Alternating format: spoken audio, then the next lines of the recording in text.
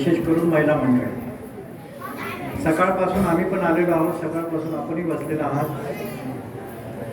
असेच आंदोलन करून आम्हालाही BP शुगर झालेली आहे. सकाळी चहा घेऊन इथं आलेलो आहे. पुढे आम्हालाच आता शंका येऊ राहिली की माझ्यामुळंच मनोजच्या आंदोलनाला काही अडचण येऊ नये. त्या शुगरवाल्याला खावं लागतं आणि हे उपोषण करूनच आमच्या पाठीमागे हे आजार लागलेले आहे. असो, पण समाजापुढे ह्या गोष्टी काही धरत नाही.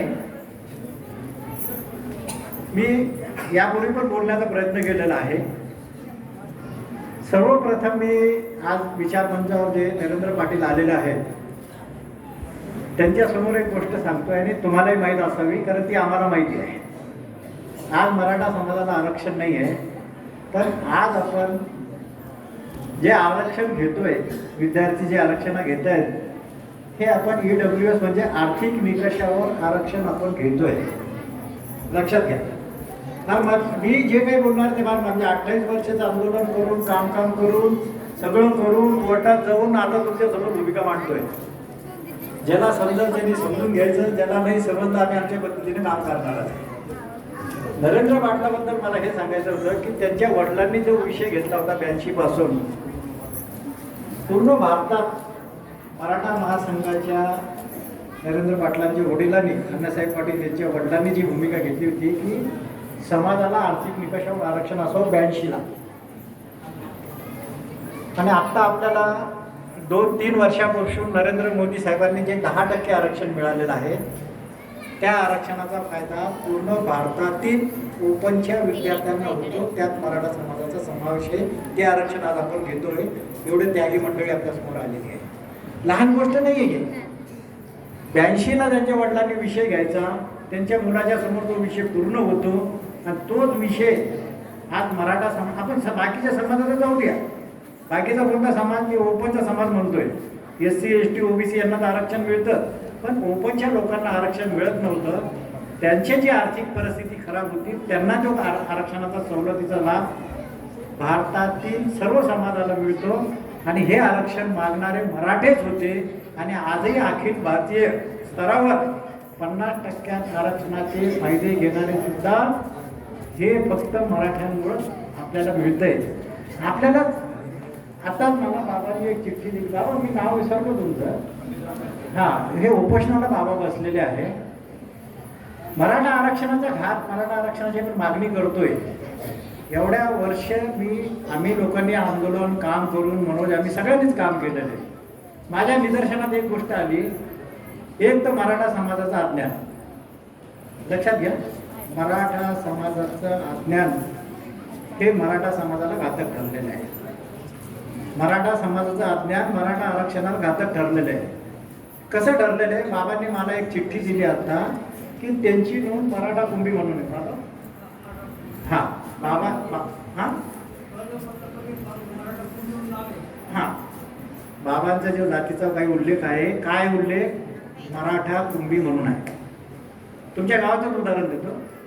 अज्ञान कसं माणसाचं तर ठीक आहे, परिवाराचं वाईट झालं तर चालत, माणसं मी माझं म्हणतो, पण यात समाजाचं सुद्धा वाईट झालेलं आहे.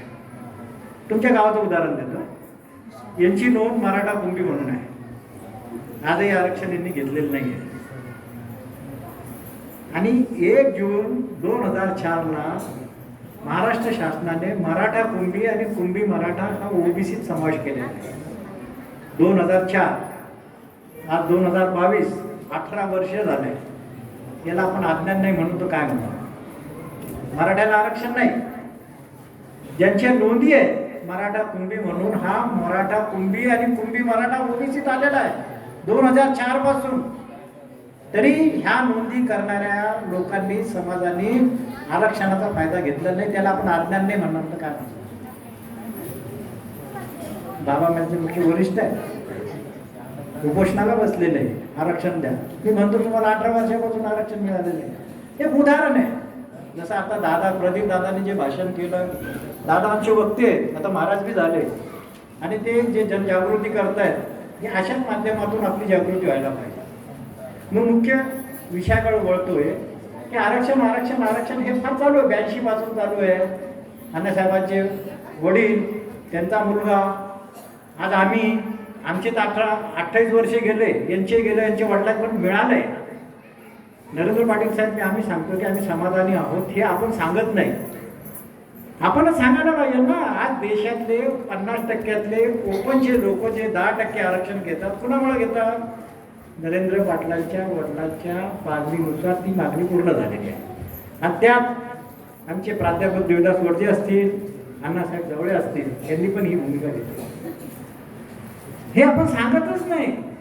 आमच्यामुळं काय झालं, आमच्यामुळं काय झालं. मी माझ्या शब्दाकडे येण्याच्या पूर्वी ते विजय काकडे पाटील मराठा क्रांती मोर्चे समन्वय प्रमुख आहे, यांनी एक विषय घेतला होता. यांनी प्रदीप बिल्लोरे आणि आम्ही त्यांच्यासोबत होतो, विलास भाऊ होतो. काय विषय घेतला की 9 ऑगस्टला सकाळी 9 वाजता देशासाठी आपण एक 2 मिनिटं द्यावी. मी हे सांगतो की सगळ्यांनी भाषणं करूनच गेलेले, काही लोक करणारच आहे, काही वेगळ्या पद्धतीने. आपण एकमेकाचा कामाचा उल्लेख किंवा एकमेकाचा आदर किंवा केलेल्या कामाचा उल्लेख किंवा त्यांचं अभिनंदन केलं तर काय अर्थ आहे. मी आज पहिल्या वेळेस नरेंद्र पाटलांच्या समोर वडिलांचं 50% देशातलं सांगितलं. विजय काकडे पाटलांनी त्यांनी प्रदीप भारत क्रांती मोर्चा म्हणून एक विषय घेतला, नरेंद्र पाटील साहेब. आणि 2017 आम्ही त्यांच्यासोबत होतो, विलास भाऊ आम्ही सोबत होतो. कुठं? मुंबईच्या आझाद मैदानावर, जिथं महात्मा गांधींनी क्रांती दिनचे मैदान आहे, तिथं आपला देश स्वतंत्र व्हावा म्हणून तिथून ते आंदोलन चालू केलं, राष्ट्रगीत चालू करावं म्हणून. 17 आज 22 तास महाराष्ट्र शासनाने निर्णय घेतलेला आहे. का काकडे पाटील JR काढलेला आहे की सकाळी 9 वाजता म्हणजे उद्या ते बोलणार. हां, सकाळी आम्ही 9 म्हणजे विजय काकडे पाटील हे 9चं म्हणत होते, शासनाने 11चा टाईम घेतलेला आहे. लहान गोष्ट नाही ना. तिसरा विषय आता आमचाच आलो राहून. नरेंद्र पाटील साहेब आम्ही बाहेर राज्यात समाजाचं काम करत असताना कर्नाटक राज्यात मागण्या केल्या आम्ही. विचार करा, कर्नाटक राज्य कुठं? महाराष्ट्राच्या बाहेर. 2 मागण्या आपण केल्या. आपल्या शहाजी राजांची समाधी कर्नाटक राज्यात आहे, संभाजी राजांची समाधी सुद्धा कर्नाटकमध्ये आहे. संभाजी कोणते? शिवाजी महाराजांचे मोठे बंधू, कनकगिरीला समाधी आहे. आणि शहाजी राजांचा जन्म आपला वेरूळ झालेला आहे, त्यांची समाधी बुधगिरीला आहे. हे 2 विषय आपण स्वतः घेतले, तिथल्या लोकांशी चर्चा केली. साहेब आत्ताच आम्ही जाऊन आलो, मुंबई साहेबांशी चर्चा केली. ह्या 2 समाजासाठी मुंबई साहेबांनी 10 कोटी रुपये मंजूर केले. कोणतं राज्य? दुसरं राज्य. मराठा समाजाच्या अस्मितेचा प्रश्न, आपला समाज आहे तिथे, ते आपण मिळून सांगायचा उद्देश काय आहे की जोपर्यंत आपण एकमेकाच्या कामाचा उल्लेख करणार नाही, समाज पुढे जात नाही. मी आज नरेंद्र पाटलांसमोर हे काढलंय, कोणीच बोलत नाही. महासंघाचे लोक सुद्धा बोलत नाही. मी आमच्या महासंघाच्या लोकांना जे झालं ते सांगा ना. आज तुमच्यामुळं, महासंघामुळं देशात 50%च्या लोकांना आर्थिक निकषावर आरक्षण मिळतं. तुम्ही सांगत चला. आता आपण आपल्या मुख्य विषयाकडे येऊ. आरक्षण आरक्षण आरक्षण हे तर आपलं चालूच आहे. आम्ही एवढ्या वर्ष याच्यात काम केलं. सगळे बोलताना एक जणांना सांगितलं की ही लढाई 2 प्रकारची आहे. मनोज आणि गावकरी जी लढाई लढतात ती एक प्रकारची लढाई. दुसरी लढाई आपली न्यायालयाची आहे. न्यायालयाची लढाई आहे. तर मी थोडक्यातच आता कसं विषय एक स्टेज, एक भाषणाची एक मर्यादा असते, वेळेची एक मर्यादा असते आणि ऐकणाऱ्याची पण एक मर्यादा असते. पण विषय हा आपला मराठवाड्याच्या आरक्षणाचा आहे. महाराष्ट्रावर आम्ही आरक्षण मागत मागत मागत आपल्याला काय मिळालं? मराठा कुंभी आणि कुंभी मराठा 2004ला. आज आपण 2022 आहे, तरी मराठा आरक्षणाचा प्रश्न सुटलेला नाही आहे. मग आम्ही विचार केला नेमकं काय गडबड आहे, काय काय. तर काही कागदपत्र आमच्या हातात आले. दादांनी जसे सांगितले, काही लोकांनी हा उल्लेख केला आहे. आम्ही त्यांना काय सांगितलं, तुम्ही उल्लेख करत चला. साधं मी तुम्हाला मागच्या वेळेस मी आता ही पहिली वेळ नाही तुमच्या गावात येण्याची, ही दुसरी वेळ आहे. पहिल्याच दिवसाचं उपोषण चालू आहे. मी तुमच्या गावात ही माझी दुसरी वेळ आहे. पहिलेच आम्ही काही मंदिरात लोक बसलो, गावकरीनं आपण चर्चा केली. त्यावेळेस मी थोडक्यात हा विषय सांगितला होता की मराठवाड्याचं आरक्षण नेमकं काय. अरे मी इथं बसलेला सांगतो, तुम्ही आरक्षणात होता.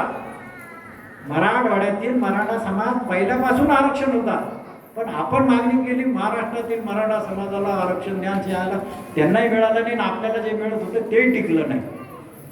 मी हे सांगेल तुम्हाला. आता दादाने जो उल्लेख केला, राजेने जो उल्लेख केला आहे, आपण पहिले निजामाच्या राज्यात होतो, ते निजाम सोडून देऊ आपण स्वातंत्र्य झालो 17 सप्टेंबर 1948. माझं काही चुकत असेल तर समोरच्यांनी कोणी सांगितलं तर मला काही वाईट वाटणार नाही, अजिबात वाईट वाटणार नाही. 48ला आपण स्वतंत्र झालो.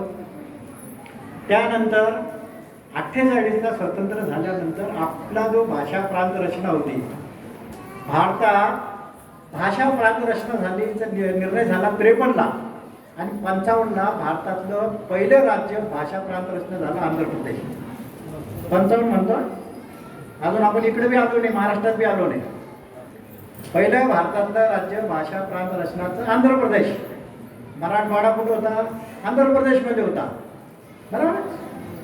तर आंध्र प्रदेशमध्ये असताना एक ओबीसीची जी जातीची लिस्ट होती त्या आंध्र प्रदेशने मराठा समाजाचा समावेश ओबीसीत केला.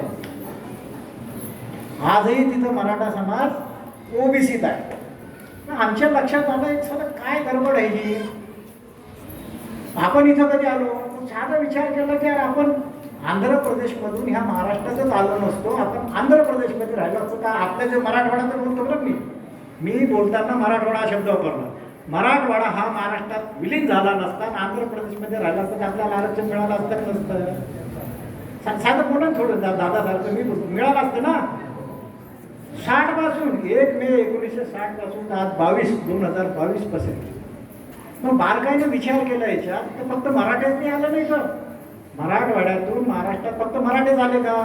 SC आला, ST आला, OBC आला, सगळे झालं ना. ह्या महाराष्ट्राने मी शब्द बघा, आपण आंध्रातून विना आठ महाराष्ट्रात विलीन झालो.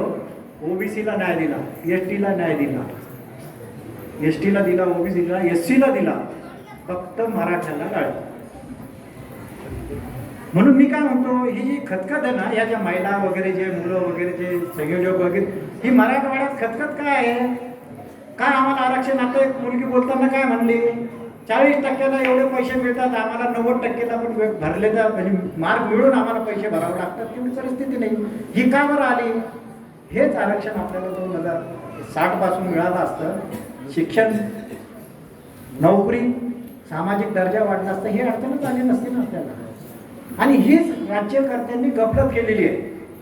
नरेंद्र पाटील साहेब, मी तुम्हाला विनंती करतो गावकऱ्यांच्या समोर, जी गडबड समाजाची झाली आहे महाराष्ट्राची, महाराष्ट्राचा आरक्षणाचा वेगळा प्रकार, मराठवाड्याचा आरक्षणाचा वेगळा प्रकार. नरेंद्र पाटलाला मी गावकऱ्यांच्या विनंती करतो आणि आमचे सुभाष पाटील पण साहेब आलेले आहेत. हे दोघं राजकारणात मंडळी आहेत, समाजाचं काम करून ते राजकारणात करा. मी त्यांना विनंती करतो, हे विषय तुम्ही त्यांना समजून सांगा ना. मराठवाड्याचा वेगळा प्रश्न आहे, महाराष्ट्राचा प्रश्न वेगळा आहे, हे समजून सांगितलं तर ते सोडवतील. 60 पासून 2022 पर्यंत असलेला समाज, ओबीसीत असलेला समाज ह्या महाराष्ट्राने आपल्याला समावेश केला नाही. मग आम्ही काय केलं आता 22 पर्यंत आलो. 2015 नरेंद्र पाटील साहेब, तुम्हाला ह्या गोष्टी माहिती आहे, पण गावकऱ्यांना ते माहीत पाहिजे म्हणून बोलतो. नाही तर आम्ही तर सोडूनच दिलं, आता समजवलं. दाते पाटील सांगतात, एवढं वर्ष काम केलं ना, माझा पेन भला, माझा वकील भला, माझा कागद भला, मी न्यायालयात आहे, औरंगाबाद उच्च न्यायालयात आहे, मला काही गरजच नाही ना कुणाची. जे काही पुरावे गोळा केले ते तिथं दाखल केलेले. तर नरेंद्र पाटील साहेब, तुम्हाला विनंती करतोय, सुभाष पाटलांना विनंती केली, आम्ही सोबतच आलेलो आहोत. शासनाने अजून प्रतिज्ञापत्र सादर केलेलं नाही आहे, ते लवकरात लवकर करावं अशी आम्ही तुम्हाला गावकऱ्यांच्या वतीने विनंती करतो. माझ्या विषयात तुम्हाला विनंती करतो. विरोधात कुणाच्या आहे? मी शासनाच्या विरोधात आहे. काय जे आता तुम्हाला पुरावे सांगितले ना, मराठवाड्यातून आणले, विदर्भात आहे, आंध्र प्रदेशमध्ये आंध्र प्रदेशच्या जातीची लिस्ट काढली, तिथं मराठा ओबीसीत आहे. आपण 1 मे 1960 इथं आलो, हे बरोबर आहे. असे सगळे पुरावे गोळा करून आपण कोर्टात गेलो आणि कोर्टात प्रतिज्ञापत्र सादर करा. नाही तर तुम्ही शासनाने सांगा आम्ही मराठा आरक्षण देत नाही, विषय संपला. बरोबर आहे का? हे करताना अनेक वर्षानंतर मी पहिल्या वेळेस चिठ्ठी घेतली आहे. हे विषय आपले चालत राहील, लक्षात घ्या. मी कोर्टात आहे, मराठवाड्याच्या आरक्षणाचा प्रश्न, केस कधी चालेल, कधी निर्णय होईल, किती वर्ष लागेल मला सांगता येत नाही, कारण ते माझ्या हातात नाही. मग मार्ग काय? मी मनोज पाटलांना विनंती केली की मनोज पाटील साहेब, तुम्ही विनंती, मी तुम्हाला विनंती करतो, गावकऱ्यांच्या समोर विनंती केली, त्यांनी मान्य केली. मराठा आरक्षण विषय घ्या, 1, 2, 3, 4 पर्याय द्या आणि ते पर्याय देऊन तुम्ही शासनाकडे ते मांडलं, समाजाच्या हातात हे आंदोलन केल्याने काहीतरी पडेल, नाही तर काही पडणार नाही, काहीच पडणार नाही. मग मार्ग काय सांगितलं? जसं दादाने सांगितलं, गायकवाड आहे. मनोज पाटलाच्या बोलण्यातून बाईक देताना मी ऐकलं आणि त्यांनी बोलले ते गायकवाड आयोगाच्या रिपोर्टमध्ये काय आलं? मराठवाड्यातील मराठ्यांच्या नोंदी मराठा कुंभी म्हणून आहे. दादाने उल्लेख केला 1901च्या जातीच्या जनगणनेत मराठवाड्यातील मराठ्यांच्या नोंदी मराठा कुंभी म्हणून आहे. गॅजेट एव्होल्युशनचं उल्लेख हे कोण सांगतं? आयोग. किशोर चव्हाण सांगत नाही, भांबुरी गावचे सांगत होता, गावकरी सांगत नाही. गायकवाड आयोगाने शासनाला सादर केलेलं आहे आणि 2004ला मराठा कुंभी हा ओबीसी झालेला आहे. मग आज आपण मागणी काय करू शकतो? मराठा कुंभी जातीचे प्रमाणपत्र मराठवाड्यातील मराठ्यांना मिळालं, साधी मागणी आहे. आणि म्हणून जसं म्हणला की हे 15 दिवसात होते, एखादं कॅबिनेट झाले. आता हे यांची कॅबिनेट कधी होती, काय होती, काय माहिती सांगता येत नाही. ज्या वेळेस होईल शासनाला निर्णय घ्यायचा असेल तर काय मागणी आपली? मराठा कुंभी जातीचे प्रमाणपत्र मराठवाड्यातील मराठ्यांना द्या. अजून एक आपण पर्याय काढलेला आहे. दादांनी जसं सांगितलं, आईच्या जातीचे प्रमाणपत्र हे पाल्यांना मिळायला पाहिजे. जसं आता मुलींना ह्या मुलीच्या भाषणात मला ना ते मुलीच्या बोलल्या ना, आरक्षण आरक्षण आरक्षण कशाला पाहिजे? आरक्षण हे आम्हाला फक्त शिक्षणालाच पाहिजे. 90% मार्क घेऊन जो 40%चा मार्क घेतोय त्याची आमची बराबरी कशी करणार? त्याची आपण बराबरी करतो. नरेंद्र पाटील साहेब, तुम्हाला अजून विनंती करतो, तुम्ही बरं झालं आमच्या बोलण्याच्या पूर्वी आले, कारण आंदोलनातून काहीतरी यश मिळायला पाहिजे. मुलींना मी तुम्हाला सांगतो, 2017-18ला फडणवीस सरकार होतं, आपला मुंबईला मोर्चा निघाला आणि आम्ही हेच समजून सांगितलं, आमच्या मुलांना 90% मार्क आहे, बाकीच्या मुलांना समजा फीसमध्ये काही सवलत आहे, तेवढी तरी सवलत द्या. नरेंद्र पाटील साहेब 2 वर्ष फडणवीस सरकारने आपल्याला ही सवलत दिली होती. सवलत कशी दिली?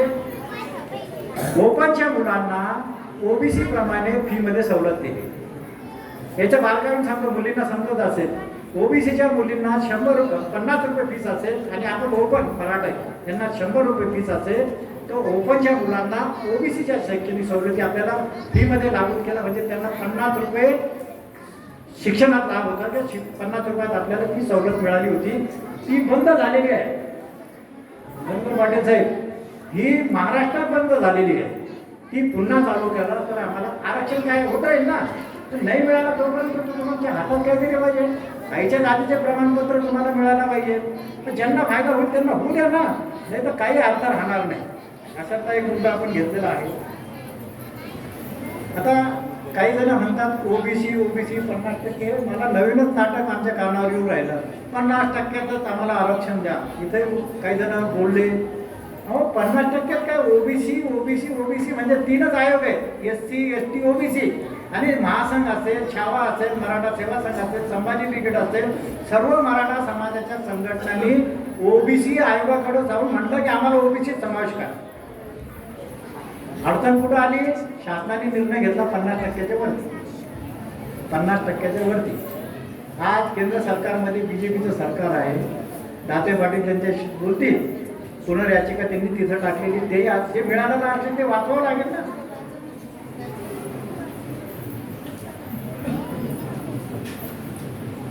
विनंती आली आहे, पाटील साहेबांना प्लेननी जायचं आहे. 1 मिनिटात संपून टाकतो, कारण नंतर मलाही बोलणं होणार नाही. तर नरेंद्र पाटील हे BJP काम करताना आम्ही विनंती करतो आहोत की केंद्र सरकारने एक GRB काढला, एक मंत्रिमंडळाची बैठक, 2% 5% आरक्षणाची मर्यादा वाढवली आणि पुनर्याचिकेत त्यांनी तो मुद्दा टाकला. तर हे ACBCचं जे आपल्याला 16, 12, 13% जे मिळालेले ते पण आरक्षण आपल्याला मिळू शकतो. नंतर मी पुन्हा येत राहील, बोलत राहील. आता साहेबांना प्लेनने जायचं असल्यामुळे मी माझे विचार थांबवतो. जय हिंद, जय महाराष्ट्र. त्यानंतर मी सन्माननीय नरेंद्रजी पाटील साहेब यांना विनंती करतो की आपण मनाला व्यक्त करावं.